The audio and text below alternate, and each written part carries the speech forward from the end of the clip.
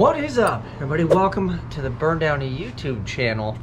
And today I want to share this little gem with you because from the looks of it, I mean, this thing is probably one of the best, well, catch cans you can get for the money, in my opinion. Let's check it out. So, this is how it comes packaged. No frills, nothing fancy. I already did open it, but we're going to pretend like we just got this thing and we're going to check it out. And I decided to make a video because for those of you that follow the channel, you know that I've started my aluminum welding journey and I needed a catch can. I was like, man, I'll just weld my own up. I'm going to be awesome. And then you start looking around and look at this thing. So, it's black, coated, aluminum, obviously.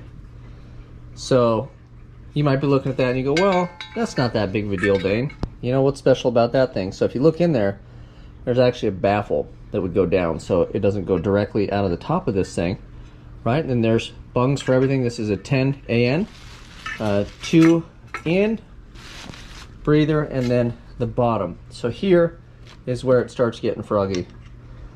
Stainless filter element, it's AN, right?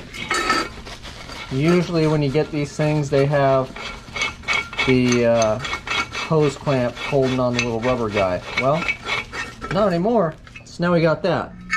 Okay, still not impressed, right? Well, usually they have like this little petcock deal or whatever. Look at this thing. Rubber O-ring, right? Threads in, and then if you want to drain it, bam, opens up. The only thing I can see is, you know, when you open this on the bottom, when it comes out, see this guy threads in here, is that when you let this go, stuff could go around and kind of make a little bit of a mess. Oh, although, no, I was wrong again. So there's two holes. So when you bring it down, all your goop is going to come right out of there.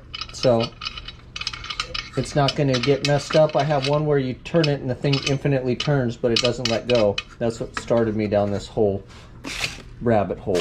So for the money, I can leave a link in the description. This thing is cheap.